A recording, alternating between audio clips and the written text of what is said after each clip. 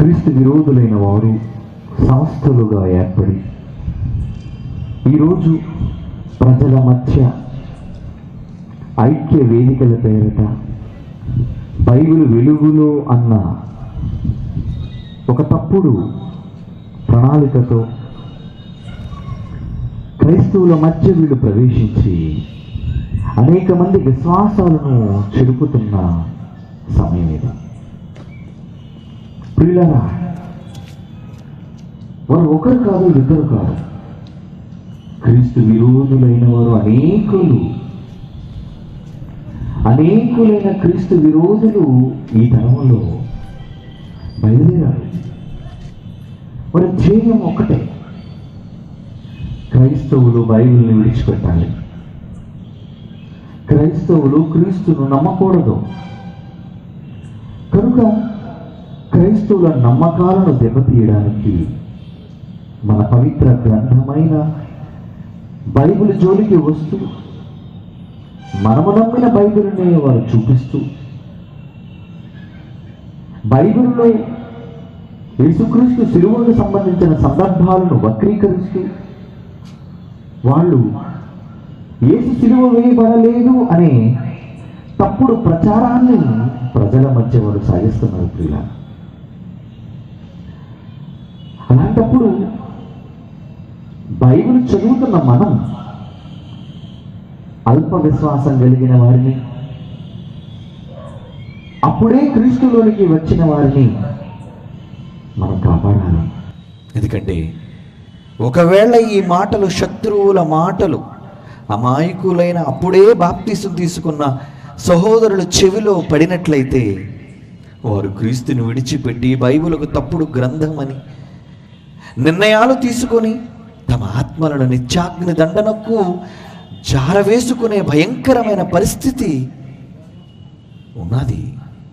కనుక ఇటువంటి వారిని అమాయకులైన క్రైస్తవులను దృష్టిలో పెట్టుకొని బైబిల్ యొక్క ఔన్నత్యాన్ని, క్రీస్తు యొక్క మహాతత్వాన్ని, ఆయన జ్ఞానపు మాటలను ఈ సమాజానికి పరిచయం చేయవలసిన అవసరత మన మీదే ఉంది. ప్రియులారా, ఇది నా ఒక్కడే బాధ్యతని మీరు అనుకోకండి.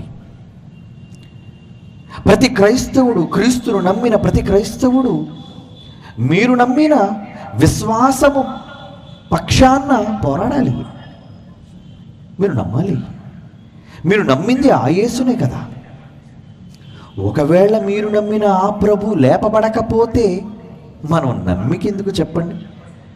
మన నమ్మిక వల్ల ప్రయోజనం ఏముంది చెప్పండి? అందుకే పౌలు గారు ఒక మంచి మాట అంటున్నారు బైబిల్లో. కొరింథీయులకు రాసిన మొదటి పత్రిక 15వ అధ్యాయం. ప్రియులారా, దయచేసి బైబిల్ ఇప్పుడు చూడండి. కొరింథీయులకు రాసిన మొదటి పత్రిక 15వ అధ్యాయంలో ఒక సందర్భాన్ని ఆయన మాట్లాడుతూ 12వ వచనం నుంచి చూద్దాం. ప్రియులారా, కొరింథీయులకు రాసిన మొదటి పత్రిక 15వ అధ్యాయం 12వ వచనం. క్రీస్తు మృతులలో నుండి లేపబడి ఉన్నాడని ప్రకటింపబడుచుండగా, మనం ఈరోజు సిలువ వేయబడిన క్రీస్తును ప్రకటిస్తున్నాం. ఆయన సిలువ వేయబడ్డాడు, సమాధి చేయబడ్డాడు, తిరిగి మృత్యుంజయుడే లేచాడు అని క్రీస్తు పునరుద్ధానమును, సిలువను గూర్చిన వార్త ప్రకటిస్తున్నప్పుడు మీలో కొందరు మృతుల పునరుద్ధానము లేదని ఎట్లు చెప్పుచున్నారు? చాలామంది మొదటి శతాబ్దంలోనే పౌలు గారును అడ్డగించారు. ఏమని? నువ్వు ప్రకటిస్తున్న యేసుక్రీస్తు సిలువ వేయబడిన ఆయన చనిపోయాడే కానీ ఆయన తిరిగి లేవలేదు, ఆయన పునరుద్ధానం చెందలేదు అని చాలామంది ప్రకటిస్తున్నారు. అంటే క్రీస్తు విరోధులు మొదటి శతాబ్ద కాలము నుండే క్రీస్తు కాలంలోనే ఆయనకు శత్రువులు ఉన్నారన్నమాట. అంతే కదండి, క్రీస్తు కాలంలోనే ఆయనకు శత్రువులు. అందుకు పౌలు అంటున్నాడు, మీలో కొందరు పునరుద్ధానము లేదని ఎట్లు చెప్పుచున్నారు? ఒకవేళ మృతుల్లో పునరుద్ధానము లేకపోతే క్రీస్తు మరి లేవలేనట్టే కదా. సిలువపై మరణించిన క్రీస్తు తిరిగి లేవనట్టే కదా. క్రీస్తు లేపబడి ఉండలేదు. మరి క్రీస్తు 14వ వచనం, క్రీస్తు లేపబడి ఉండని ఎల్లా మేము చేయు ప్రకటన వ్యర్థము, మీ విశ్వాసము వ్యర్థం. ఏమండి? మేము ప్రకటిస్తున్నది ఎందుకు, మీరు నమ్ముతున్నది ఎందుకు? మేము ఏ యేసునైతే ప్రకటిస్తున్నామో, ఏ యేసునైతే మీరు నమ్మారో ఆ యేసే సిలువ వేయబడలేదు, ఆయన పునరుద్ధానం చెందలేదు, సిలువ మీద నుంచి దించేశారు, గాయాలకు మందు రాశారు. ఇలాంటి తప్పుడు కథనాలు సమాజంలో వెలువడుతున్నప్పుడు మన విశ్వాసానికి అర్థమేముంది చెప్పండి ప్రియులారా? అంటే మన విశ్వాసాన్ని దెబ్బ కొట్టాలి అని, మీలో ఉన్న నిరీక్షణను వేగు చూడాలని వీళ్ళు దొంగలుగా ప్రవేశిస్తున్నారు. జాగ్రత్త. చాలా మంది క్రీస్తు విరోధులైన వాళ్ళు వచ్చి మా గ్రంథము, మీ బైబిలు దగ్గర పెట్టి మనం మాట్లాడుకుందామని ఎవరు పిలిచినా మీరు వెళ్ళకండి. మీరు అమాయకులు, పులిబోనులోకి వెళుతున్నారని తెలుసుకోండి. ఏదో మనకు తెలిసిన జ్ఞానం వారికి చెప్పేద్దామనే తాపత్రయంతో మా బైబిల్ను గొప్ప చెప్పుదాం, ప్రకటించుకుందామనే అమాయకపు ఆలోచనతో ఒకవేళ మీరు వారి బోనులోనికి ప్రవేశిస్తే వారు మిమ్మల్ని ఊపిరాడకుండా మీ బైబిల్లో అనేక సందర్భాలను చూపించి ప్రజల మధ్య అవహేళన చేస్తారు మిమ్మల్ని. ఎందుకంటే దానికి సమాధానం చాలా మందికి తెలియదు. ఒకవేళ వెళ్ళాలి అంటే బైబిల్ పైన పట్టు కావాలి. వెళ్ళటం తప్పని నేను అనటం లేదు, కానీ వెళ్ళే ముందు మీరు నమ్మిన విశ్వాస గ్రంథమైన బైబిలుపై మొదట మీరు పట్టు సాధించండి. పట్టుకోవడం మనకు వచ్చింది, కానీ పట్టు సాధించడం కూడా రావాలి. అంటే దానిలో ఉన్న లోతు పాతులను మీరు తెలుసుకోవాలి. అలా తెలుసుకోకపోతే బైబిల్ ఒక తప్పుడు గ్రంథంగా చిత్రీకరించి హేళన చేస్తున్నారండి వాళ్ళు. అమాయకులైన వారు నోరు వెళ్ళబెట్టి, అవునా మా బైబిల్లో ఇలా ఉందా అని చాలా మందిని మోసగిస్తున్నారు వాళ్ళు. మీరు నమ్మరండి, అహ్మద్ దీదాద్ అనే వ్యక్తి జోష్ మెక్డౌల్ అనే వాడితో సౌత్ ఆఫ్రికాలో పోటీ పడుతుంది. ఎందుకంటే వాడు ఫోన్ చేస్తాడు. వాడు ఎలాంటి వాడంటే, మీ బైబిల్లో తప్పులు ఉన్నాయని నిరూపిస్తాను, వస్తావా పోటీకి రా. వీడు ఫోన్ చేసి పిలిపించి వాడికి ఫ్లైట్ టికెట్లు ఇచ్చి వీడు అనుకున్న ఒక ఆడిటోరియంలో తన వర్గాన్ని కూర్చోబెట్టి ఎలాగ వీరు వాళ్ళని మట్టి కనిపిస్తున్నారని జస్ట్ ఒక ఉదాహరణ మీకు చెప్తున్నాను. ఎందుకంటే చాలామంది బైబిల్ పైన నమ్మకం ఉన్న వాళ్ళే కానీ బైబిల్పై పట్టు లేని వాళ్ళు. నువ్వు నమ్ముతున్నావా ప్రభువుని అని అడిగాడండి. అహ్మద్ దీదాద్ అన్నవాడు మన చూసారు, నోరు పడిపోయి చచ్చి కుళ్ళి చచ్చాడు. వాడు క్రైస్తవ పండితుడైన వాడిని రప్పించి, బోధకుడైన వాడిని రప్పించి వేదిక మీద నిలబెట్టి మీలాంటి తన వర్గాన్ని అంతటిని కూర్చోబెట్టి నువ్వు క్రీస్తుని నమ్ముతున్నావా అని అడిగాడు. అప్పుడు వాడేమన్నాడు, అవును నేను క్రీస్తుని నమ్ముతున్నాను. నువ్వు నిజంగా క్రీస్తుని నమ్ముతున్నావా? అవును నేను ప్రభువు నమ్ముతున్నాను అన్నాడు. అయితే ఈ విషయం తాగన్నాడు. నేను ఎందుకు తాగాలి అంటున్నాడు. వాడంతా అమ్మాయి కూడా చూడండి, ఒక విషం ఇచ్చి ఒక బాటిల్తో పాయిజన్ వాడికి ఇచ్చి, ఈ బాటిల్లో పాయిజన్ తాగు నువ్వు. వాడికి అర్థం కాక నన్ను ఎందుకు తాగమంటున్నావు అని అడిగినప్పుడు వాడు తెలివిగా చమత్కారంగా ఎలాంటి రెఫరెన్స్ చూపించాడో చూడండి. మార్కు సువార్త. అయితే నీ బైబిల్ ఓపెన్ చేయి అన్నాడు. నీ బైబిల్ ఓపెన్ చేయి అని పాపం అమాయకుడికి ఎలాంటి మాట చూపించాడో చూడండి. మార్కు సువార్త 16వ అధ్యాయం 17వ వచనం అండి. మార్కు సువార్త 16వ అధ్యాయం 17వ వచనం. నమ్మిన వారి వలన ఈ సూచక క్రియలు కనబడును. నువ్వు నమ్ముతున్నావా? ఒకవేళ నువ్వు యేసుక్రీస్తును నమ్మితే, బైబిల్లో ఈ మాటను నమ్మితే, నమ్మిన వారి వలన ఈ సూచక్రియ జరుగును అని నీ బైబిల్లోనే ఉంది. అవునా కాదా? అవును. ఈడేమంటాడు? ఈడొక మాలోకంలో అంటాడు. వీడు గుడ్డెద్దు చేలో పడినట్టు వాడు పోటీకి పిలిచిన వెంటనే పెద్ద వీరావేశం తేలిపాడు, కానీ ముందు చూపు లేదు ఈ దౌర్భాగ్యుడికి. ఏమన్నా నువ్వు శత్రువుతో యుద్ధానికి వెళుతున్నావంటే దానికంటూ కొన్ని నియమ నిబంధనలు ఉంటాయి. నియమ ప్రకారంగా పోరాడాలి. దొమ్మి యుద్ధం కాదు ఇది. శత్రువుతో ఫైట్ చేసేటప్పుడు వాడు బలాన్ని వంచన కట్టాలి. అసలు వీడు ట్రిక్కులేంటి, వీడి తొలక మ్యాజిక్లేంటి, వీడి బలం ఎక్కడుంది, దేన్ని బేస్ చేసుకుంటున్నాడు, ఇవన్నీ మీరు శత్రువు కోసం తెలుసుకోకపోతే ఎలా? కనుక శత్రువుని అంచనా వేయాలి. పాపం వీడు అంచనా వేయక అమాయకంగా వాడి చేతులు బలైపోయాడు. ఈ మాట చూపించి 18వ వచనం. పాములను ఎత్తి పట్టుకొందురు, మరణకరమైనది ఏది త్రాగినను అది వారికి హాని చేయదు. నువ్వు నమ్ముతున్నావా ఈ మాట? నువ్వు ప్రభువుని నమ్మితే విషం తాగు. ఎందుకంటే నమ్మిన వారు విషపూరితమైనది ఏది తాగినా, ప్రాణాంతకమైనది ఏది తాగినా అది వారికి హాని చేయదు. అంటే వీడు తాగాడు అనుకున్నారా? గజగజ గజగజ గజగ ఉణుకుపోయి చెమటలు పట్టేస్తానండి అడిగి. ఎందుకు? నీ బైబిల్ చూసి నీకెందుకు చెమటలు పడుతున్నాయి? అంటే చూసారు వీళ్ళు ఎలాంటి క్రీస్తు విరోధులు, చమత్కారంగా వీళ్ళు ఎలాగ క్రైస్తవులు మోసగిస్తున్నారు. బైబిల్ చూపించి వీడేం మాట్లాడతారు చెప్పండి, వీడేం చెప్పగలడు చెప్పండి. ఆడ అమాయకుడు కాబట్టి నోరు మూసుకున్నాడు. అదే నేనైతే ఏడు చెప్తానో తెలుసా? తాగలేదండి. తాగకపోయేసరికి వీడు అన్నాడు, వీడికి బైబిల్ తెలియదు, వీడు క్రీస్తుని నమ్మటం లేదు కనుక వీడి బైబిల్ని వీడే క్రైస్తవుడిగా నమ్మట్లేదు అనేసరికి జనాలంతా క్లాప్స్ కొట్టేశారండి, చప్పట్లు కొట్టేశారు. అవమానంతో సిగ్గుతో తలదించుకొని కూర్చున్నాడు బైబిల్ పండితుడు. వీడు వీరావేశంతో గర్వపు మాటలు మాట్లాడుతున్నాడండి. ఆ సీడీలు చూస్తే ఇప్పుడు మీకు సందేహం కలిగింది, రేపొద్దున ఎవడైనా ఈ మాట చూపిస్తే మేమేం చేయాలండి బాబు, విషం తాగేమాలా వద్దా అని. అవునా? మీరెందుకండి తాగుతారు? తప్పుడు పని చేయకండి అలాగా.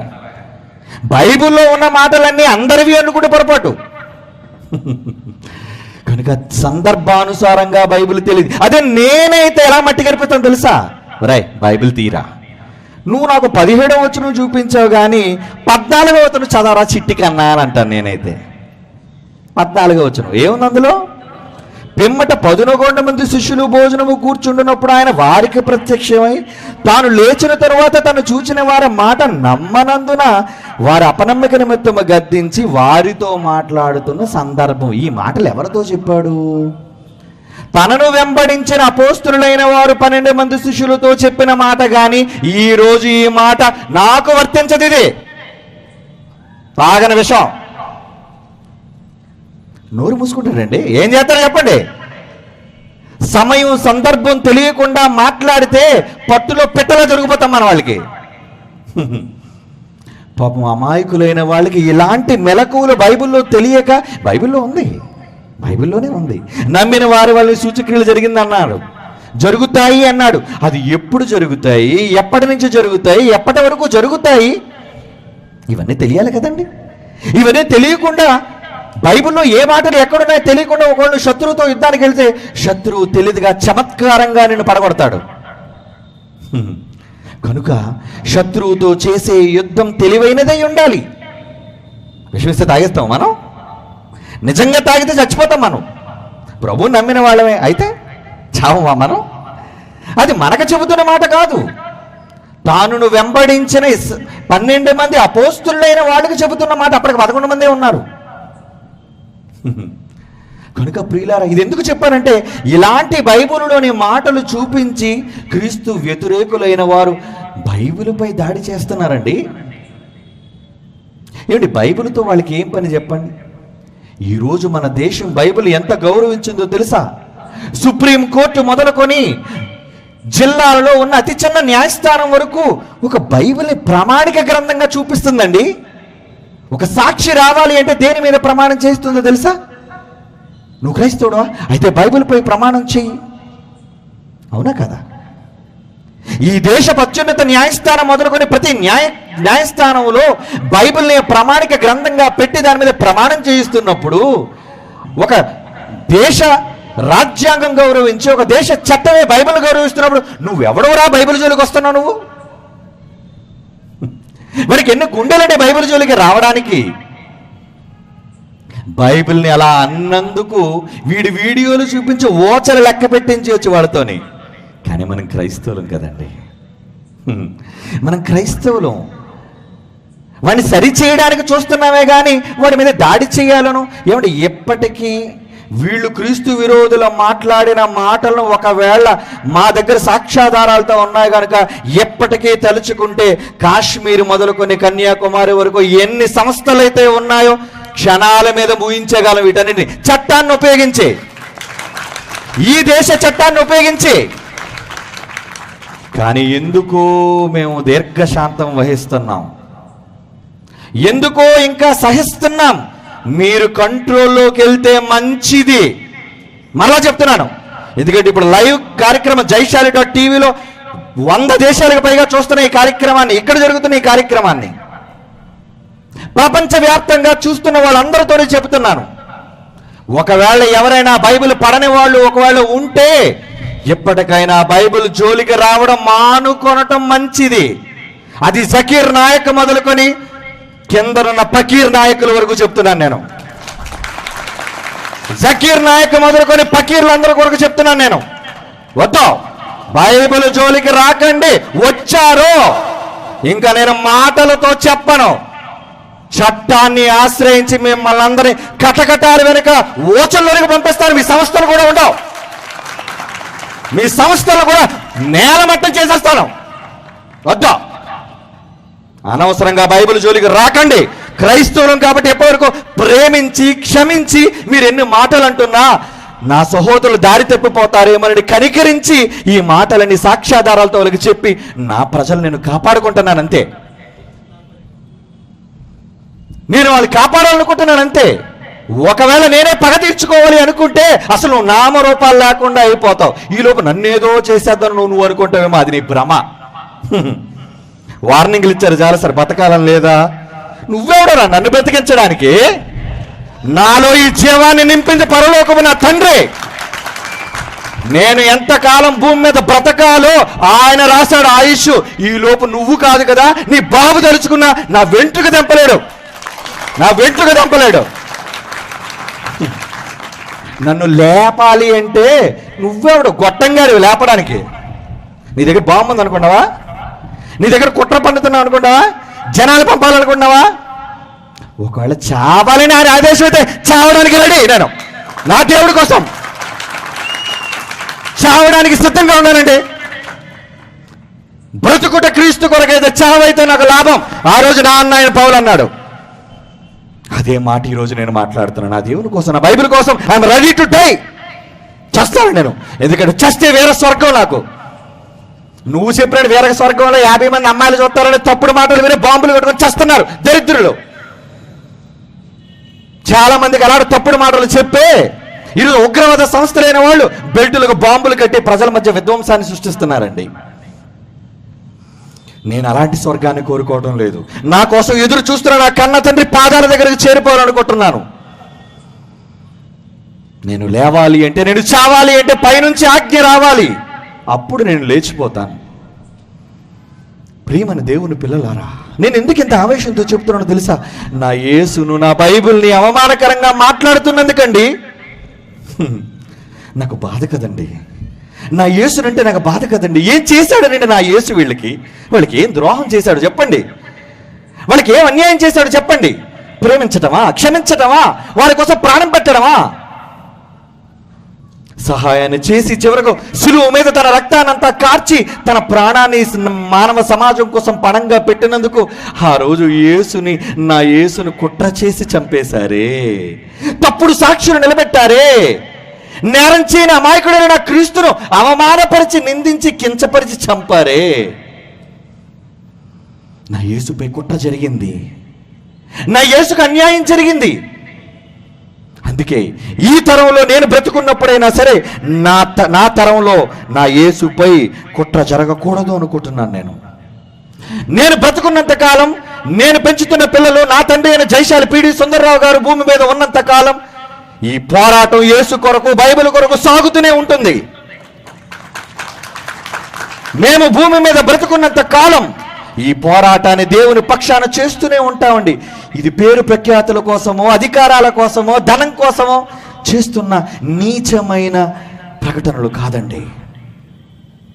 నా తండ్రిని ప్రేమించిన వీరావేశంతో, నా తండ్రిని ఇష్టపడిన హృదయపూర్వకమైన ప్రేమతో చెబుతున్న మాటలు ఇవి. నా యేసుపై కుట్ర జరిగింది. నా యేసుపై ఎలాంటి కుట్ర మొదటి శతాబ్దంలో జరిగిందో ఒకసారి పాటలో చూడండి ప్రియులారా. ఎలాంటి క్రీస్తు విరోధులు ఎలాంటి కుట్రలు పన్ని తప్పుడు వ్యాఖ్యలు చేసి ఆయన గురించి మాట్లాడుతున్నారు ఒకసారి పాటలో చూడండి.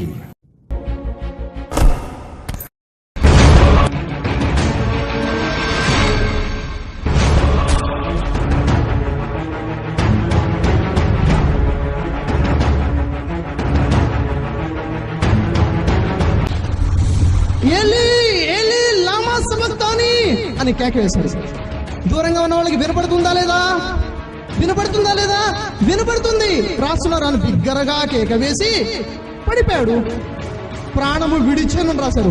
ప్రాణము విడిచాడా, స్పృహ కోల్పోయాడా ఎలా తెలుస్తుంది? దూరంగా చూసిన వాళ్ళకి ప్రాణము విడిచాడా, స్పృహ కోల్పోయాడా ఎలా తెలుస్తుంది? దూరంగా చూసిన వాళ్ళకి ప్రాణము విడిచను అనుకున్నారు, ప్రాణము విడిచినను రాశారు. That we kill Christ Jesus, son of Mary. They didn't kill him, nor did they crucify him. We say it is cruci, F-I-C-T-I-O-N, fiction. It is a fiction.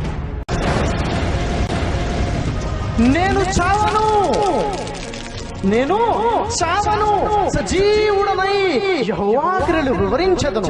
యెహోవా నన్ను కఠినముగా శిక్షించనే కానీ నన్ను మరణానికి అప్పగించలేదు. చూడండి, ఇంత స్పష్టమైన లేఖనం. నేను చావను అంటున్నారు. ఎవరండి ఆ వ్యక్తి? చావనటువంటి వ్యక్తి. He was not crucified, neither was he killed. But while speaking to a Christian, I can prove from his Bible that even agreeing that the Bible is the word of God, Jesus Christ, he was not crucified, neither was he killed. మూడో విషయాన్ని రహస్యంగా ఉంచారు. ఇంత ఉదయకాలంలో వచ్చారే, మీకేం కావాలి? ఇతడు ప్రజలు తప్పుత్రోవ పట్టిస్తూ రెచ్చగొడుతున్నాడు. శిక్షించండి. ఈ మనుషుని యందు నాకు నేరమేమీ కనబడుటలేదు. అతను అపరాధి. తనే మెసయ్యర్ అంటున్నాడు, రాజునంటున్నాడు. రాజా? అలా అయినట్లయితే నేనితనిని కొరడాలతో కొట్టించి విడుదల చేస్తాను. బరబ్బాసుని మాకు అప్పగించండి. ఇతన్ని చంపివేయండి. అవును, బరబ్బాయే కావాలి.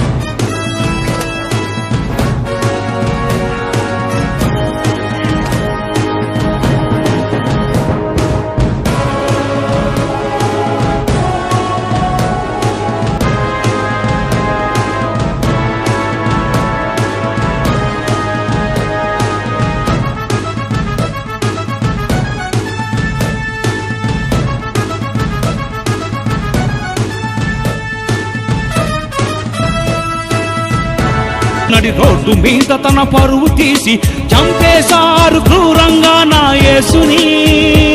మీరు దైవాలని అన్నందుక, దైవ పుత్రులని అన్నందుక, మనిషిని మార్చే మాట చెబితే చంపేస్తారా? ఈ మనుషులందరూ ఒకటంటే చంపేస్తారా? నిర్దోషిని శిక్షించారా నాడు దోషులే. అన్యాయపు తీర్పే ఇచ్చింది ఆ చట్టమే. అదేమి చట్టం, ఇదేమిటి న్యాయం?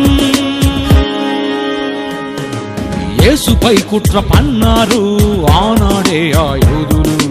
అప్పుడు సాక్ష్యం చెప్పారు ఆనాడే ఆ యోధులు.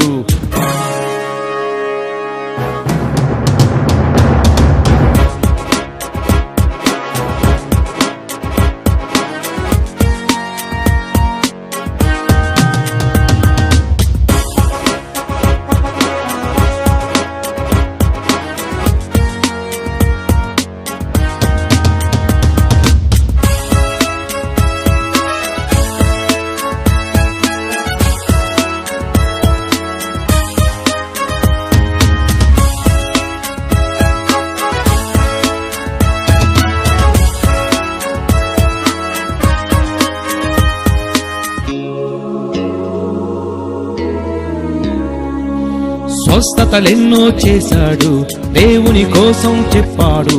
పాపుల మధ్య ఉండి పరిచారమే అతడు చేశాడు. దేవుని పిల్లలమన్నాడు, తనకందరు తమ్ముళ్ళన్నాడు. ప్రతి వారిని ప్రేమించాలనే దైవ ప్రేమే అతడు చూపాడు. రాజుగా చేస్తానంటే పరిచారమే చేస్తానన్నాడు. పరిచారం చేయుటకే పదవసరమే లేదన్నాడు. పన్నే చెల్లించాడు, ప్రేమతోనే మార్చేశాడు. అతడే మార్గదర్శి. ఆ మార్గంలో నడిచాడు మహాత్మా గాంధీ. మద్యపానాన్ని నిషేధించింది గాంధీ అయితే ఆ గాంధీ బొమ్మను గాంధీ కోసం నోటుగా ఇస్తే గాంధీని గౌరవించారా? ఆ మహాత్ముని ధిక్కరించారా? సవరించాలి చట్టాలనే కాదు, సరిచెయ్యాలి మనుషులనే నేడు. సరిచేసిందా ఈ చట్టం?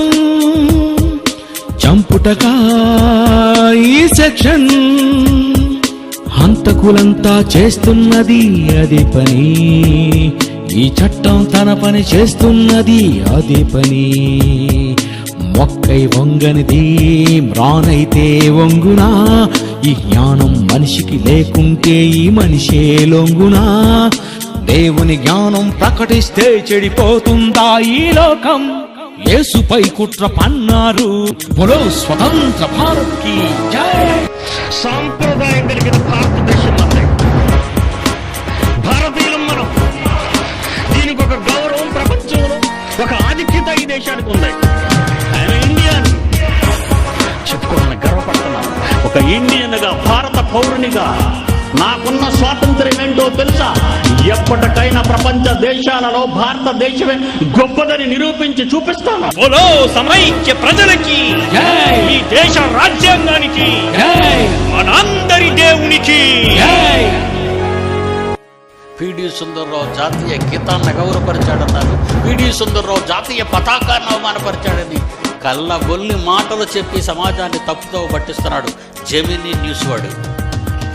జాతిని కాపాడవలసిన వాడు జాతిని చిత్రహింసలు పెడుతున్నాడు. జాతి పితను గౌరవించవలసిన వాడు జాతి పితను అవమానిస్తున్నాడు. జాతి పితని గౌరవించిన ఈ దేశం కరెన్సీపై మహనీయుని బొమ్మ ముద్రించింది. ఆ మహనీయుడు బొమ్మే బ్రాందీ షాప్లో ఇస్తున్నారు. నాకు సీసా ఇచ్చేయండి అని ఆ బొమ్మ చూపిస్తున్నారంటే మహనీయుడు లేని బొమ్మను తీసుకుంటారు వాళ్ళు. పెద్ద కాగితాన్ని వేరే బొమ్మ ఉంటే ఎవరు వద్దన్నారో అతన్ని బొమ్మనే చూపించి మందు సీసా అడుగుతున్నారంటే ఎవడండి దేశద్రోహి? నేనా అండి దేశద్రోహిని? నవ సమాజం కోసం కరడుగన్న గాంధీ అర్ధరాత్రి ఆడద నడిస్తే ఇంటికి చేరాలి క్షేమంగాని ఎన్నో మంచి మంచి మాటలు చెప్పిన మహనీయుల మాటలు పట్ట పగలు రాజధానిలో నడి బొడ్డున బస్సులో చెరిచి చంపారే. ఎక్కడుంది ఈ దేశం? చెప్పండి, ఎక్కడుంది? మూడు రంగుల జెండా, ముగ్గురున్న జెండా, వందనం చేసి ప్రేమించు వేరు చెయ్యకుండా. కాషాయి రంగు అది హైందవం, తెలుపన్నది క్రైస్తవం, పచ్చ రంగు అది ముస్లిం. దేవుని నుండే వచ్చిన వారేమ మనమంతా, ఆ దేవునికి మనమంతా సమానమే. నమస్కరించాలి వీరందరికీ, సమానంగా చూడాలి వీరందరినీ. సమానంగా చూసే నాయకుడే లేడా? ప్రజల మధ్య ఉండే నాయకుడే లేడా? ఉన్నాడు, వచ్చాడు మన ఆసియా ఖండంలో పుట్టిన మహనీయుడు. ఈ ప్రపంచానికే ఒకే ఒక్కడు రక్షకుడు.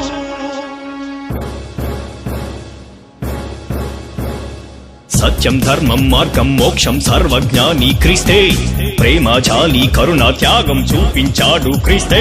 పరిచారకుడు, ప్రజా సేవకుడు, పాపుల రక్షకుడు, అలాంటి వారెవరూ లేరు. మనిషిని చేసిన దేవుడు ఎవరో చెప్పింది అతడే. ఈ ప్రజలను దేవుని యొద్దకు చేర్చే మార్గం యేసొకడే. లోకానికి యేసే విధాత, ప్రపంచ మోక్ష ప్రదాత క్రీస్తే. క్రీస్తే శక పురుషుడు, యుగ పురుషుడు, లోకానికే రక్షకుడు క్రీస్తే. క్రీస్తుని సిలువ వేశారు యూదులు. సమాధి చేసిన తర్వాత సమాధిని గెలిస్తే అబద్ధమని చెప్పింది ఆనాడు యూద జాతి. ఆయన లేవలేదన్నాడు. ఆను లేవలేదని ఏ యాజకులైతే ఏ యూదులైతే ప్రకటించారో, ఇస్లాంలోని అనేక మంది క్రీస్తు విరోధులు అసలు యేసు సిలువ వేయబడలేదన్నారు, యేసు సమాధిలో పెట్టబడలేదన్నాడు, యేసే ఇండియాకు వచ్చాడన్నాడు, ఆ యేసే కాశ్మీర్లో ఉన్నాడన్నాడు, ఆ యేసు 12వ ఏట పెళ్లి చేస్తుంటే తనకు పెళ్లి ఇష్టం లేక ఎడ్ల బండ మీద కాశ్మీర్ వచ్చేసాడట. బయటవాడు నీవు నమ్మిన యేసుక్రీస్తుని ఒక బజారు వ్యక్తిగా, ఒక అబద్ధికుడిగా చిత్రీకరిస్తుంటే ఆ యేసును ధరించుకున్న నువ్వు 4 గోడల మధ్య శవాలా ఉండిపోతావా? వీరావేశంతో మీసం మీద చెయ్యేసి తొడగొట్టి బయటకు వస్తావా?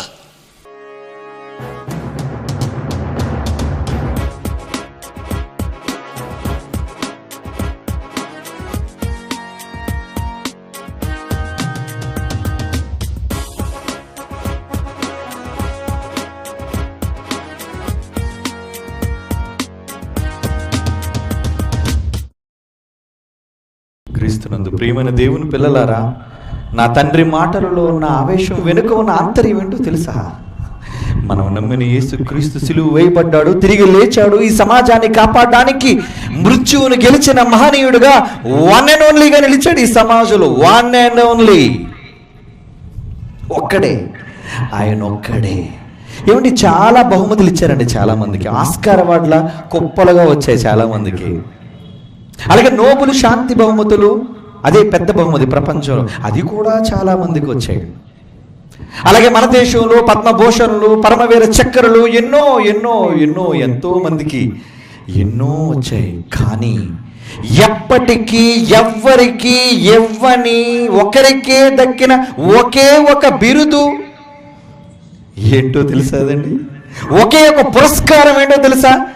శక పురుషుడు అనే పురస్కారం. యేసుకు తప్ప ప్రపంచంలో ఎవరికైనా ఇచ్చారేమో ఒక్కరిని చూపించో, ఒక్కరిని. నా యేసుకే ఇచ్చాడు గర్వంగా చెప్పుకున్నాను నేను. ఈ సమాజం అంతా గతి లేక, దిక్కు లేక నా యేసు పాదాల దగ్గరకు వచ్చి పడింది, నువ్వే మాకు శరణ్యమని. కాలాన్ని లెక్క కట్టడానికి బాబు నువ్వే మాకు మధ్యవర్తివి కావాలి. Because he's a hero. కానీ అంటున్నారు లెజెండ్ అని ఎవరో కాదండి, Jesus is the real legend in the history. తెర మీద నటించేవాడు పేరు పెట్టుకున్నది సినిమాకి సంబంధించిన ఒక స్టోరీ, వదిలేయండి. దాని వరకే పరిమితమైంది, అది రాష్ట్రానికి పరిమితమైంది. కానీ universal hero, universal legend in the history of mankind is one and only Jesus Christ. అవునా కాదా? అవునండి. కాదని ప్రపంచంలో ఎవడైనా చెప్పగలడే? మనకు తెల్లవాడు కానీ, కర్రోడు కానీ, పొట్టోడు కానీ, పొడుగోడు కానీ ఎవడైనా ప్రపంచంలో ఎవరైనా చెప్పగలడా? లేదు నీ యేసుని తీసేస్తాను మేము పెట్టామండి, నిలబెట్టామండినా. ఇప్పుడు ఎలక్షన్లు కదా, హోరా హోరీ పోరాటం. మీ ఓటు మాకేయండి. మంచిదే. ఓ బోల్డ్ సీసాలు పంచుతున్నారు, డబ్బులు పంచుతున్నారు. మనకే తెలుసు అంతర్గతంగా నోటుకు చాలా రేటు, ఓటుకు రేటు.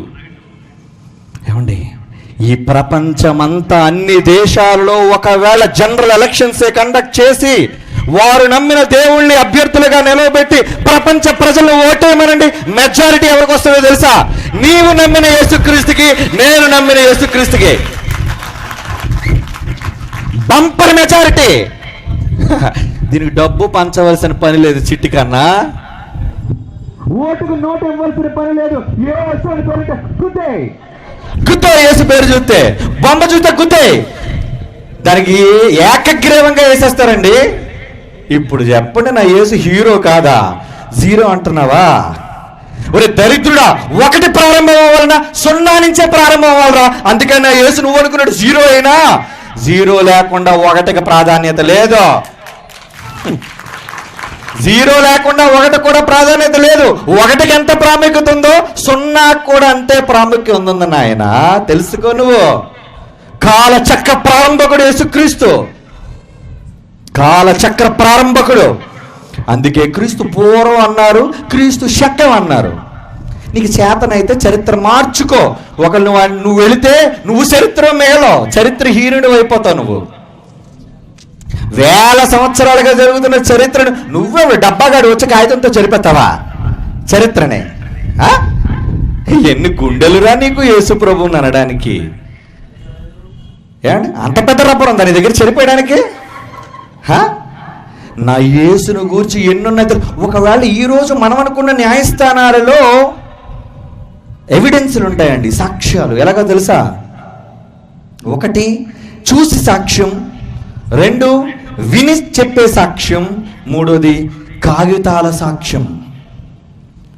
ఏమండి? చూసి దాన్ని ఐ విట్నెస్ అన్నారు, విని చెప్పేదాన్ని ఇయర్ విట్నెస్ అన్నారు, కాగితాల రూపంలో చూపించేదాన్ని డాక్యుమెంటరీ ఎవిడెన్స్ అన్నారు.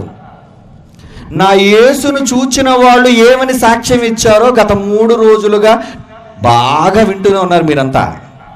ప్రత్యక్ష సాక్షులు ఏమి చూచారో ఏమి విన్నారో వాళ్ళంతా బైబిల్లో, ఇదిగోండి ఈ బైబిల్ని వ్రాయిశారు. వాళ్ళంతా కూడా వారు విన్నదాన్ని చూచిన దాన్ని వ్రాసారు ఈ పుస్తకంలో. విని చూచి రాశారు ఈ పుస్తకంలో. ఈ పుస్తకం తప్పని విసిరిస్తావా నువ్వు? ఈ పుస్తకం తప్పని విసిరిస్తావా?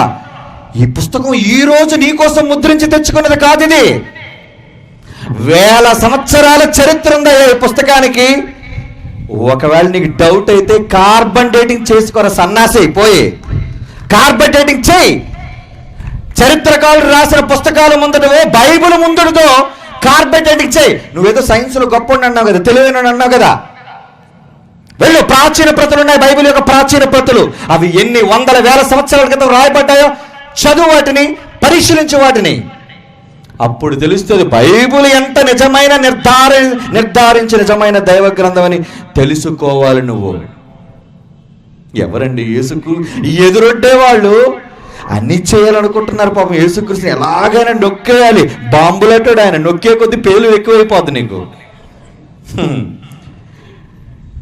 నువ్వు నొక్కే కొద్ది ఒత్తిలేకపోయి పేలిపోతావు, నువ్వు కనబడవు. మరి ఎందరో క్రీస్తుకు ఎదురొడ్డాలని ఈ చరిత్రలు అనుకొని ఇదిగో మీరు కూర్చుని ఈ మట్టిలోనే చల్లగా నిద్రపోతున్నారు బాబులు.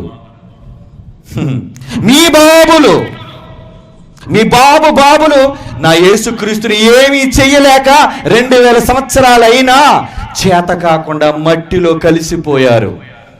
నిన్న కాక మొన్న పుట్టిన లిల్లీ పుట్టులాటోళ్ళు మీరంతా మహావేద గ్రంథమైన బైబిల్ని ఏదో చేసేద్దామని.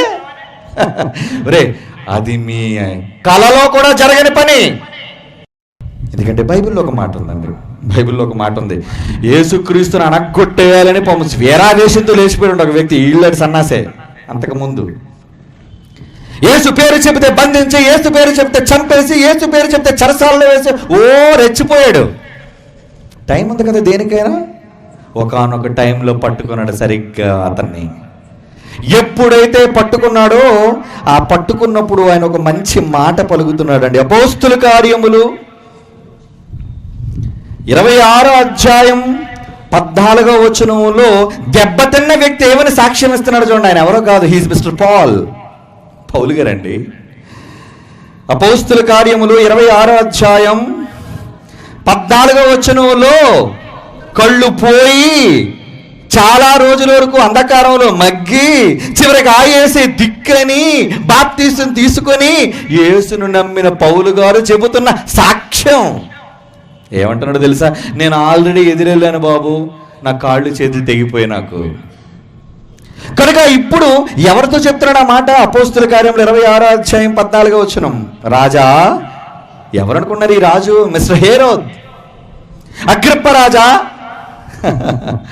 నువ్వు చక్రవర్తి అయితే కావచ్చు, రోమా ప్రభుత్వం నీదైతే కావచ్చు, కానీ 14వ వచనంలో మేమందరము నేల పడినప్పుడు సౌలా, ఓహో సౌలా, నన్నెందుకు హింసిస్తున్నావు? అనవసరంగా నా జోలికి ఎందుకు వస్తున్నావు నాయనా? ముని కోనలకు ఎదురు తన్నుట నీకు కష్టమని హెబ్రీ భాషలో ఒక స్వరము నాతో పలుకుట వింటిని. ఇంతకీ ఏం డైలాగ్ అనిపించిందండి అయ్యగారికి? మునికోనలకు ఎదురుతన్నుట నీకు కష్టం.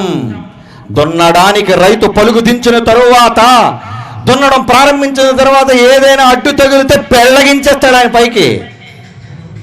నువ్వు ఒకవేళ యేసుకి అడ్డు తగులుతాను అని నువ్వు అనుకుంటే, నేను అడ్డు తగిలాను, ముక్కలైపోయాను.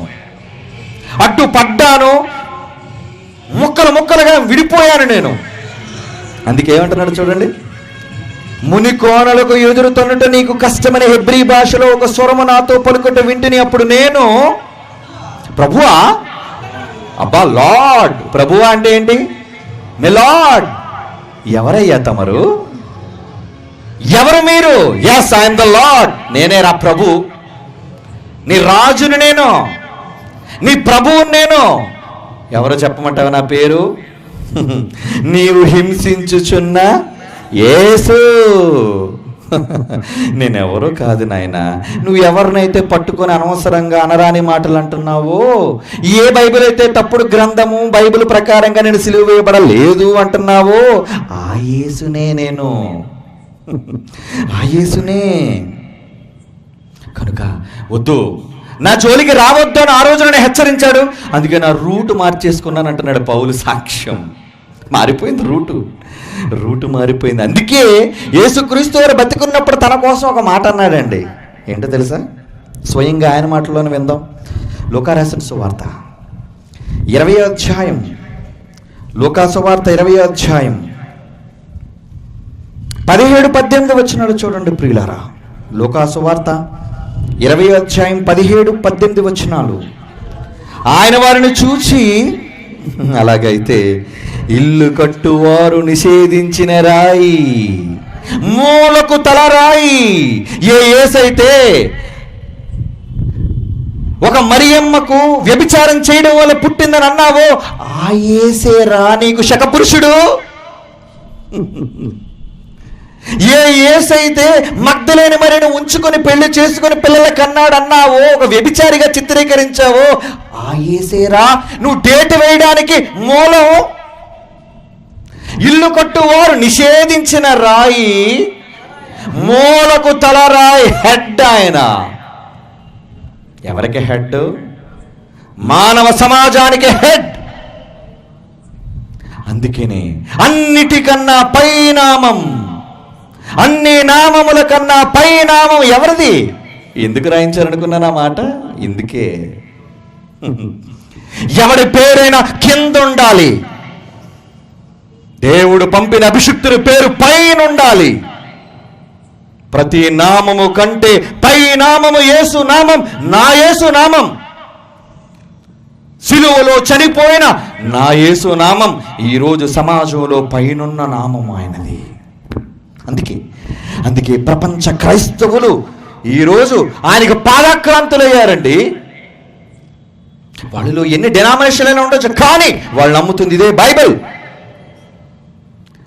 నువ్వంటున్నావు యూనిటీ అండ్ డైవర్సిటీ. అవును, క్రైస్తవులు కూడా వాళ్ళు ఎన్ని శాఖలుగా ఉండొచ్చు, కానీ క్రీస్తు పేరు చెబితే బైబిల్కే ఓటు వేస్తారు వాళ్ళు. యేసునే రక్షకునిగా అంగీకరిస్తారు వాళ్ళు. కాదా నా యేసుది పైనామం? అందుకేమంటున్నాడు 18వ వచనం చూడండి, అసలు మాట. ఈ రాతి మీద పడువాడు ప్రతివాడు తునకలైపోవును గాని అది ఎవని మీద పడునో నలిగిపోతావురా ఆయన రాతి కింద. ఏ యేసుక్రీస్తు అయితే మూల రాయి అయి ఉండగా ఆ రాయి జోలికి వస్తావా? నీకు రాయి పట్టుకోవడం అలవాటేమో, ఆయన నీకన్నా పెద్ద రాయి, బండ. ఎదురు తిరిగావో ఆ రాతి మీద నువ్వు పడినా నీకే చికాకు, ఆ రాయి వచ్చి నీ మీద పడినా నీకే చికాకు. అంటే గుడ్డొచ్చి బండ మీద పడినా, బండొచ్చి గుడ్డు మీద పడినా ఎవరికి బాబు డ్యామేజ్? గుడ్డు. అంటే నువ్వు ఒక గాడిద గుడ్డు, నువ్వు దేవుడు గుడ్డు కాదురా నువ్వు. అసలు గాడ్ ఈజ్ గుడ్, దేవుడు మంచివాడు అన్న దానికి పుట్టిందని గాడిద గుడ్డని. మంచివాడైన దేవుడు కడుపున పుట్టిన చెడ పురుగురా నువ్వు. దేవుడు తన వారసులుగా మన వాళ్ళందరినీ చూచి, నా పిల్లలు రా, మీరు నా వారసులు రా అంటే వీళ్ళే, నేను ఆయనకు పుట్టలేదు. నువ్వు ఆయనకు పుట్టలేదా? మరి ఎవరికి పుట్టావు? ఎవరికి పుట్టావు? నువ్వు పుట్టింది లోకాలను కలుగ చేసిన సర్వోన్నతుడైన దేవునికి. మరి దేవునికి పుట్టినోడు ఏమవుతాడు? ఏమండి, కుక్కకు పిల్ల పుట్టింది, ఏమంటారు మీరు చెప్పండి? కుక్క పిల్ల. పెద్ద అయితే కుక్క. పందికి పిల్ల పుట్టింది, ఏమంటారు దాన్ని? పంది పిల్ల. పెద్ద అయితే పంది. బాగా చెప్పారు. ఏమండి? రాజు కొడుకు పుట్టాడు, ఏమంటారండి? రాజకుమారుడు. పెద్ద అయితే రాజు. దేవుడు కొడుకు పుట్టాడు, ఏమవుతాడు చెప్పండి? దైవ కుమారుడు. పెద్ద అయితే దేవుడు. యేసు దేవుడు కాడా? దేవుడికి పుట్టినవాడు ఏమవుతాడు రా? దేవుడే. యేసు దేవుడు కాదని చెప్తావా?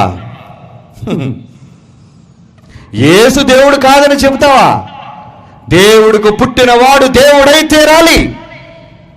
అయినా నా తండ్రి ఎంత గొప్పవాడో తెలుసా? ఆయన ఒక్కడిగా దేవుడిగా చేయలేదు. నిజంగా ఆ మాటలో మొదటి శతాబ్దంలో యేసుక్రీస్తు వారు అన్నందుకు రాళ్ళు ఎత్తారటండి ఆయన మీద. యోహాను సువార్త 10వ అధ్యాయం చూడండి ప్రియులారా. యోహాను సువార్త 10వ అధ్యాయం 33వ వచనం నుండి, అందుకు యూదులు, నువ్వు మనుష్యుడు అయి ఉండి దేవుడు అని చెప్పుకుంటున్నావు. నువ్వు మనిషిగా కనబడుతున్నావు, 6 అడుగుల మనిషి, నువ్వు దేవుడువా? అప్పుడు యేసు ఏమన్నాడు? నువ్వు దేవదోషణ చేసినందుకు నేను రాళ్లతో కొట్టుదమని కానీ మంచి క్రియ చేసినందుకు కాదు అని ఆయనతో చెప్పినందుకు యేసు, ఒరే దరిద్రులారా, నేనొక్కడనే దేవుడిని కాదురా, మీరు చదువుకున్న ధర్మశాస్త్రంలో ప్రవక్తల గ్రంథాలలో ఏమనుందో తెలుసా? ఏమనుందో తెలుసా? మీరు దైవములని నేనే తండ్రిగా అంటినని మీ ధర్మశాస్త్రంలో రాయబడి ఉండలేదా? నువ్వు దేవుడు కాదా? మీరు దేవుడు కాదా? దేవుడండి. ఎక్కడన్నాడు ఈ మాట ధర్మశాస్త్రంలో? కీర్తనల గ్రంథం 82వ కీర్తన. ఏమండి? 82వ కీర్తన చూడండి, బైబిల్ ఇప్పు చూడండి. ఎన్ని ఆధారాలండి బైబిలు. ఇలాంటి పవిత్ర గ్రంథమైన బైబిల్ అనరాని మాటలు అంటున్నారండి. ఆసాపు రాసిన కీర్తనలో, ప్రవక్త అయిన ఆసాపు రాసిన కీర్తనలో ఏమంటున్నాడు? 6వ వచనం, మీరు దైవములనియు మీరందరూ సర్వోన్నతులైన దేవుని కుమారులని నేనే. ఎవరో కాదు నాయన అన్నది. నా కడుపును పుట్టిన మీరు దైవములు కాక ఏమవుతారు చెప్పండి? ఎంతమంది దైవాలు ఈరోజు దేవుని గర్భవాసాన పుట్టిన భూమి మీద ప్రతి మనిషి దైవాంశ సంభూతుడు. మరి నువ్వు దేవుడు కావాలి అంటే దీనికి ఒక ట్రిక్ ఉంది. ఏంటో తెలుసా? ఇందాక మీరు చదివిన యోహాను సువార్త 10వ అధ్యాయం 35వ వచనం. యోహాను సువార్త 10వ అధ్యాయం 35. లేఖనము దేవుడు చెప్పిన మాట నిరర్థకము కానేరదు కదా, అది ఊరకనే పోదు కదా, గాలి మాట కాదు కదా. దేవుడు చెప్పిన మాట ఒక సున్నా, ఒక పొల్లు తప్పిపోవడానికి వీల్లేదు, భూమి ఆకాశాలు గతించిపోయినా సరే. అందుకే ఏమంటున్నాడు? చదవండి. దేవుని వాక్యము ఎవరికి వచ్చేనో వారే దైవములు. వాట్ ఎ వండర్ఫుల్ వర్డ్ అండి ఇది. దేవుని వాక్యం మీకు వచ్చిందా? దేవుని వాక్యం నీకు వచ్చిందా? నువ్వు దైవానివి. వాడికి రాలేదు కాబట్టి దేవుని వాక్యం దెయ్యవాడు. దేవుని వాక్యం అర్థం కాలేదు కాబట్టి వాడు దెయ్యం. కానీ ఈరోజు మీరందరూ కూడా దైవాలంతటి వారుగా మారవలసిన త్రోవలో ఉన్నారా మీరంతా. సర్వోన్నతుడైన దేవుడు తన గర్భాన పుట్టిన మిమ్మల్ని అందరినీ కూడా దైవాలుగా చూడాలి అనుకుంటున్నాడు.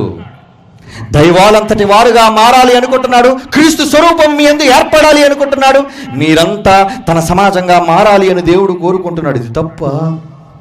ఒక మినిస్టర్ తన కొడుకు మినిస్టర్ కావాలనుకుంటున్నాడు, ఒక డాక్టర్ తన కొడుకు డాక్టర్ చేయాలనుకుంటున్నాడు, ఒక యాక్టర్ తన కొడుకు యాక్టర్ చేయాలనుకుంటున్నాడు. మరి దేవుడు తన కొడుకును దేవుడిగా చేయాలనుకోవడం తప్ప చెప్పండి? కాదండి. దేవుడు తన కొడుకును దేవుడిగా చేయాలనుకోవడం నేరం కాదది. నువ్వెవడో నేరం అని చెబుతున్నావు? యేసొక్కడే దేవుడు అనుకుంటున్నావా? దేవుని విరోధులందరికీ నేనే దేవుణ్ణి. I'm God. ఎందుకో తెలుసా? నా దగ్గర దేవుని వాక్యం వచ్చింది. నాకు దేవుని వాక్యం వచ్చిందండి. మీకు నిజంగా దేవుని వాక్యం వస్తే మీరే దేవుళ్ళు. ఈ సమాజంలో, ఈ సమాజానికి క్రైస్తవుడా నువ్వే దిక్కు. చెడిపోతున్న మానవ సమాజానికి క్రైస్తవుడా నువ్వే దిక్కు కావాలి. పాపం మోషే అంటున్నాడు, నాకు నోటు మాంజ్యం కదా, అసలుకే నెత్తి మాటలు వచ్చేస్తున్నాయి నాకు. నన్ను వెళ్ళమంటావా ఐగుప్తు దేశానికి? ఇప్పటికీ అక్కడ మర్డర్ చేసి వచ్చేసాను ఒకడిని. నేను మరలా వెళ్ళానా అక్కడ నేను వేసేస్తారు. నన్ను అక్కడికి వెళ్ళమంటావు వీడు మహాప్రభు అంటున్నాడు. అప్పుడు దేవుడు ఒక మాట అన్నాడండి మోషేతో, నిర్గమాకాండం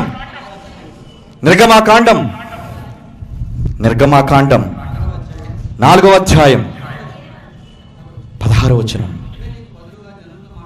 అతడే నీకు బదులుగా జనులతో మాట్లాడు, అతడు నీకు నోడుగా ఉండు, నీవు అతనికి దేవుడుగా నుందువు.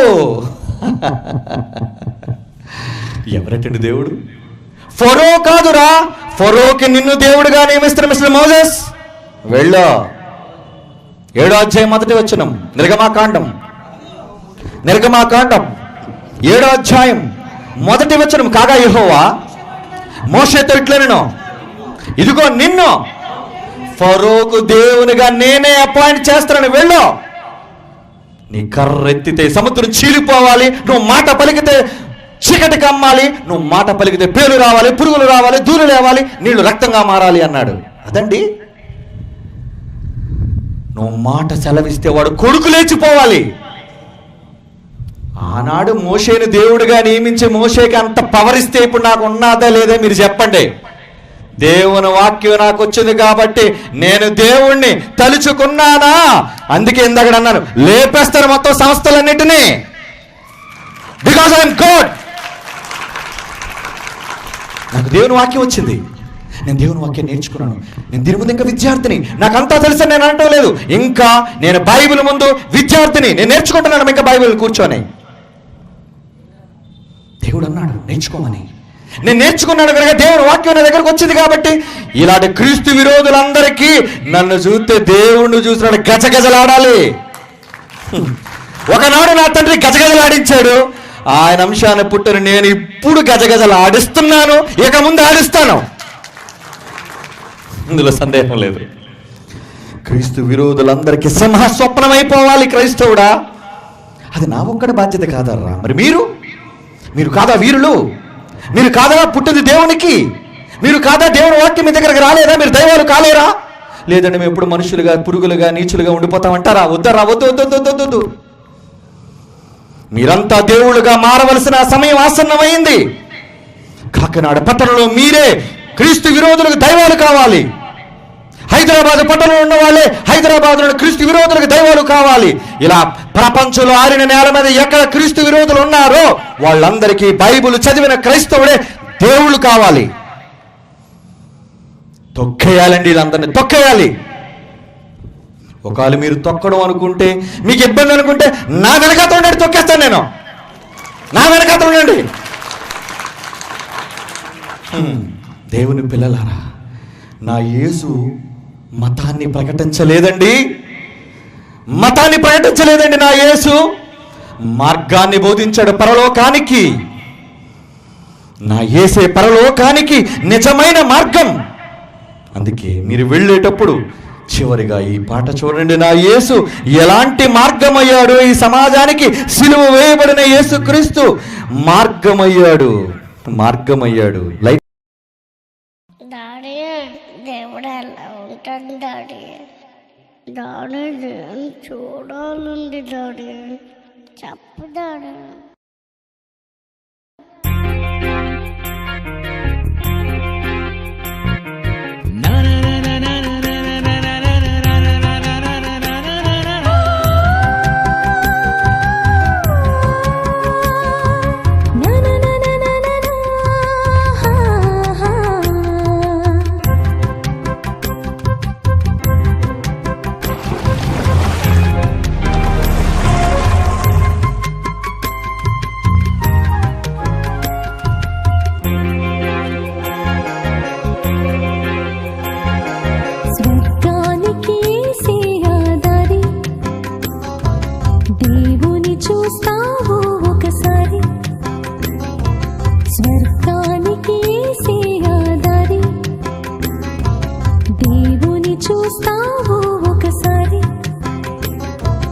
దేవుడెవరని తెలిపింది అతనని, తనలా ఉంటాడు నువ్వు చూసుకోని.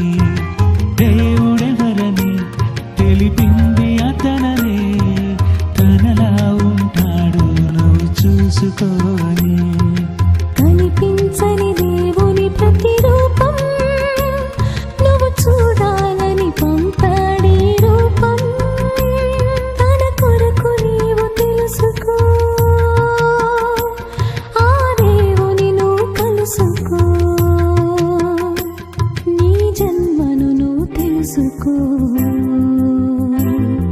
స్వర్గానికి శ్రేయాదారి దేవుని చూస్తావు ఒకసారి.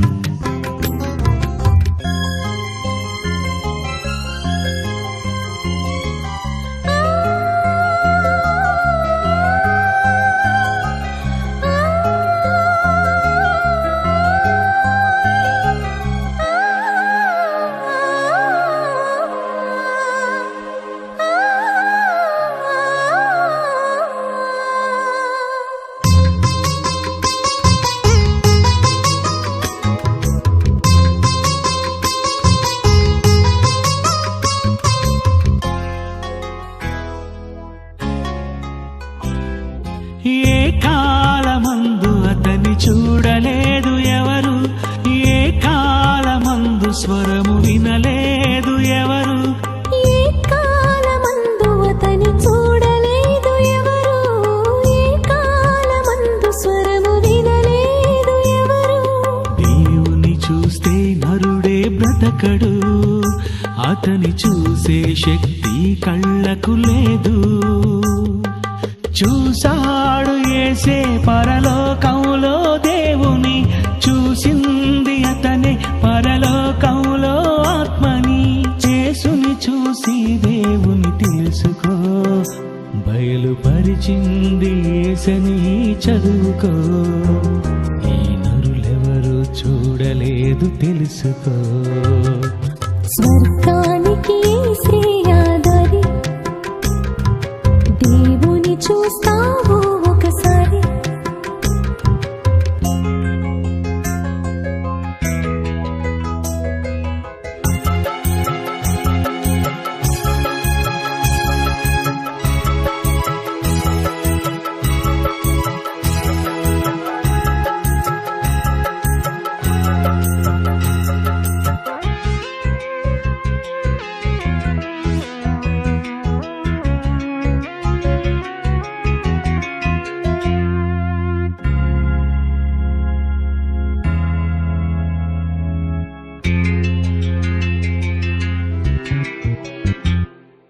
చూడాలి నీవు వాక్యంలో దేవునిని, నమ్మాలి నీవు విశ్వాసంతో అతనిని. చూడాలి నీవు వాక్యంలో దేవునిని, నమ్మాలి నీవు విశ్వాసంతో అతనిని. దూట వలన విశ్వాసం కలుగును, విని నమ్మితే స్వర్గం నీకే దొరుకును. ఆదాము నుండి దేవుని చూడలేదు, ఆ దేవుని చూసే భాగ్యం ఎవరికి లేదు. చూడాలనుకున్నారు దేవుని, యేసు వస్తే నువ్వు చూస్తావు దేవుని. మరణించే నువ్వు చూడాలి దేవుని. స్వర్గానికి శ్రేయాదారి దేవుని చూస్తావు ఒకసారి. స్వర్గానికి శ్రేయాదారి దేవుని చూస్తావు ఒకసారి. దేవుడెవరని తెలిపింది అతననే, తనలా ఉంటాడు నువ్వు చూసుకోవాలి. దేవుడెవరని తెలిపింది అతననే, తనలా ఉంటాడు నువ్వు చూసుకోవాలి.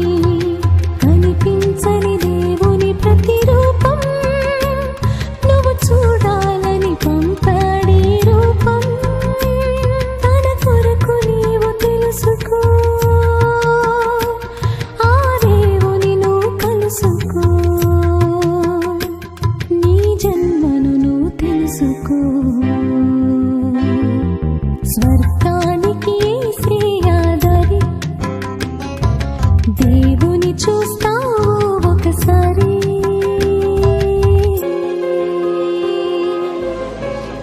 I am coming soon.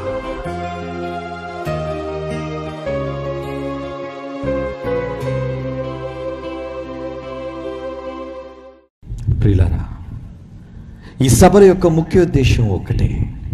మనం నమ్మిన పవిత్రమూర్తి అయిన యేసు స్వామి సిలువ వేయబడి సమాధి చేయబడి తిరిగి లేచి పాపుల కొరకు తన ప్రాణాన్ని బలిగా అర్పించి సర్వమానవాళిని రక్షించాడు అన్న నిజాన్ని సమాజానికి చెప్పడానికేనండి. ఎందరో క్రీస్తు విరోధులైన వాళ్ళ మాటలు మా చెవిని పడినప్పుడు భరించలేక నా అన్న అనరాని మాటలు అంటున్నప్పుడు నన్న పవిత్రమూర్తి ఆయన అబద్ధికుడు కాడు, నా తండ్రి గొప్పవాడు అని చెప్పాలన్న ఆకాంక్షే తప్పితే మరొక చెడ్డ ఉద్దేశం ఎవరిపైనా లేదు ప్రియులారా. యేసు గొప్ప దేవుడు, ఆయనే ఈ లోక రక్షకుడు. నీవు స్వర్గానికి వెళ్ళాలి అంటే నువ్వు చేరవలసింది యేసు క్రీస్తుని అని మీరు తెలుసుకోవాలి ఈ రాత్రి. క్రీస్తు విరోధులు కూడా తెలుసుకోవాలి ఈ రాత్రి. నీవు కూడా స్వర్గానికి పోవాలి అంటే నా యేసే మార్గం. నా యేసు దగ్గరికి వస్తేనే నీకు విముక్తి, ముక్తి, నీ ఆత్మకు విశ్రాంతి. లేదా భయంకరమైన అగ్నిగుండం నీ కోసం ఎదురు చూస్తుందని మర్చిపోకండి. ఇలాంటి రుజువులతో సవాళ్ళతో ప్రజల మధ్య ప్రకటిస్తుంటే మీరెక్కడ డిబేట్ చేయలేదు కదా, డిబేట్ చేయకుండా అని అంటున్నారా? డిబేట్ చేయడానికి చాలా దురదగా ఉంది మాకు కూడా, నిన్ను ఓడించేయడానికి ప్రజల మధ్య, అందులో ప్రజల మధ్య యేసునామములో ముంచేయడానికి ఇంకా ఆవేశంగా ఉంది మాకు. కానీ నీలాంటి చెత్త డిబేటర్లు కాదురా మేము కోరుకున్నది. ఆ వెలుగులో ఈ వెలుగులో అని చీకటిలోకి పోయే సన్నాసులు మీరంతా. నిజంగా రియలిస్టిక్ డిబేట్ కావాలి అంటే మరలా Bible Open University India international తరఫు సవాలు విసురుతున్నాను. మా టర్మ్స్ అండ్ కండిషన్స్ నువ్వు ఒప్పుకుంటే ఏది నిజమైన దైవ గ్రంథమో, యేసు ఎలా సిలువేయబడ్డాడో నీకు నిరూపిస్తాను. నీ భవిష్యత్ చెప్పేస్తాను, నీకు బాప్తిజం ఇచ్చేస్తాను, యేసుక్రీస్తుని నమ్మేటట్టు చేస్తాను నిన్ను. ఇది బహిరంగంగా విసురుతున్న సవాల్. కనుక ప్రియులారా, క్రీస్తు విరోధులు తప్పుడు మాటలు నమ్మి మీరు మోసపోకండి, మీ విశ్వాసాన్ని చెరుపుకోకండి. యేసు నిజమైన దేవుడు, బైబిల్ నిజమైన దైవ గ్రంథం. అది నిరూపించడానికే Bible Open University India International పుట్టిందని మీరు తెలుసుకోవాలని, మా కోసం ప్రార్థించాలని మీ అందరికీ చేతులెత్తి నమస్కరిస్తూ కోరుకుంటూ సెలవు తీసుకుంటున్నాను. కళ్ళు మూసుకొని ప్రార్థన చేసుకున్నాను. పరిశుద్ధుడైన తండ్రి, నీ పిల్లలకు నిజాలు చెప్పాను, నీ కుమారుని గూర్చిన సత్యాలు చూపించాను. ఇప్పటికైనా వారి మనస్సులు మారాలి, క్రీస్తు విరోధుల మనస్సులు మారాలి అని మేము ఎదురు చూస్తున్నాం. వారు తిరిగి వస్తే క్షమించడానికి మేము సిద్ధంగా ఉన్నాం నాయన, నీ ప్రేమను చూపించడానికి. కనుక క్రీస్తు ప్రేమ తత్వాన్ని బోధించడానికి ఇదిగో ఈ పట్టణంలోని ప్రతి సంఘాన్ని, ప్రతి కాపరిని, ప్రతి క్రైస్తవుని సిద్ధం చేయండి. క్రీస్తు విరోధులైన వారికి దేవుళ్ళుగా ఈ పట్టణంలో ఉన్న క్రైస్తవులు మార్చండి. నీ బలమైన వాక్యానికి వారికి అప్పగిస్తూ సెలవు తీసుకుంటున్నాం. ఏర్పాటు చేసిన కన్వీనర్ యవనస్తులైన బిడ్డలందరినీ దీవించండి. వారిని, వారి కుటుంబాలని చల్లగా చూడండి. యేసు వారి పవిత్ర నామాన్ని ప్రార్థన మీకు సమర్పించుచున్నాము తండ్రి. ఆమేన్.